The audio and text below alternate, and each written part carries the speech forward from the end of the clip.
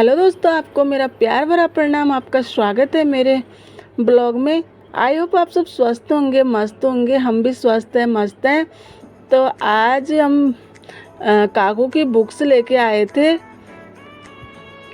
तो मेरे से इतना काम होता नहीं, तो परी के पापा की छुट्टियां थी आजकल ले रखी, तो घर आए थे। तो उन्होंने काकू की बुक्स पर कवर भी चढ़ा दे, और परी की तो ऑलरेडी हमने पहले चढ़ा दी थी। वो तो शुरू से स्कूल जाने लगी थी, तो काकू की बुक यहाँ चढ़ा रहे थे उसके पापा।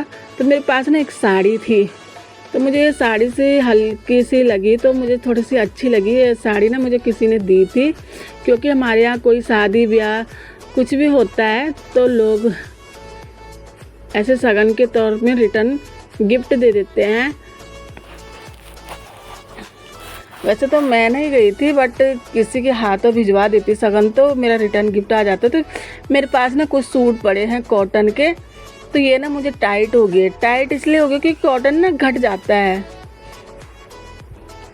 तो मैंने वो भी निकाले, वो भी मैंने साइड रखे, उनको भी खोलूँगी ना। अब मैं ना अपनी साड़ी को ना नाप लूँगी कि कितनी लेंथ है इसकी। कहीं छोटी ना, कई बार ना साड़ियाँ ना छोटी भी आ जाती, तो अगर हम उसका ब्लाउज कट कर देंगे तो साड़ी छोटी हो जाएगी। तो इस प्रकार, क्योंकि सेम ही ब्लाउज था साड़ी का, तो मैंने सोचा पहले मैं ना साड़ी को नाप लूँगी, फिर उसके बाद ना मैं ये कटिंग करूँगी इससे ब्लाउज। तो इसमें पूरी साड़ी थी, तो मुझे सिर्फ 70 इंच साड़ी का कपड़ा का चाहिए था, क्योंकि मैं ना विदाउट बाजू का ब्लाउज़ बनाने वाली हूँ। और मैंने कई बार कह चुकी हूँ कि मैं ना कपड़े सिलती हूँ, बट बाहर के नहीं सिलती, अपने ही सिलती हूँ।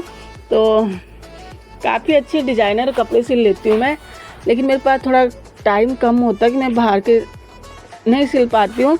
कई लोग मुझे कहते हैं तो मैं मना नहीं करती, फिर भी मैं सिल देती, बट इतना वो नहीं है कि मैं सिल पाऊँ।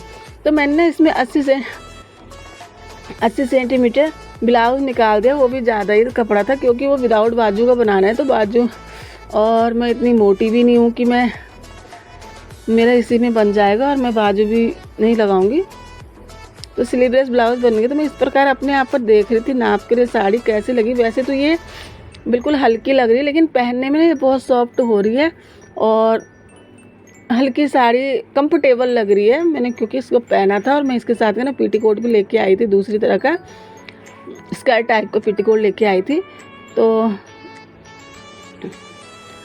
वो उसके साथ पहनकर ही अच्छी लगती है। जब तक इसका ब्लाउज़ वगैरह, इसकी फिनिशिंग फॉल वगैरह नहीं हुई, तो तब तक ना ये नहीं जचेगी। तो मैंने अब इसके ब्लाउज़ कट करके और अलमारी में रख दी।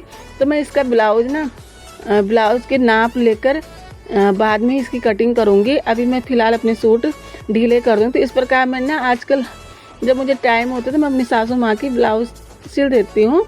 तो इस प्रकार मैंने सासू माँ के ये ब्लाउज़ सिले थे, कम से कम मैंने 4-5 ब्लाउज़ सिल दिए उनके। तो अब इनमें कांच बटन होगा, तो वो मैं बाद में कर लूँगी। अब मैं इस प्रकार अपने सूट खोलूँगी। तो मैं ना, मेरे सूट ना ये काफ़ी टाइट हो गए, धो कर ना बिल्कुल टाइट हो जाते हैं। तो मैं इनको खोल रही थी, खोलने में बहुत परेशानी हो रही थी। तो मैंने ना उसको थोड़ा सा खोला था, और एक साइड से मैंने सिलाई लगाना शुरू कर दी थी।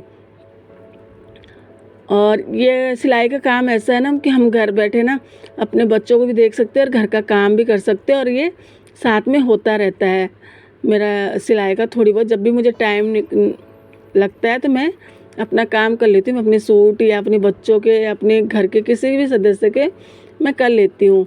कोई बाहर का भी बोलता तो मैं मना नहीं करती हूँ, सिल देती हूँ, बट टाइम की थोड़ा सा मेरे पास कटौती होती है, क्योंकि मैं अकेली रहती हूँ घर में।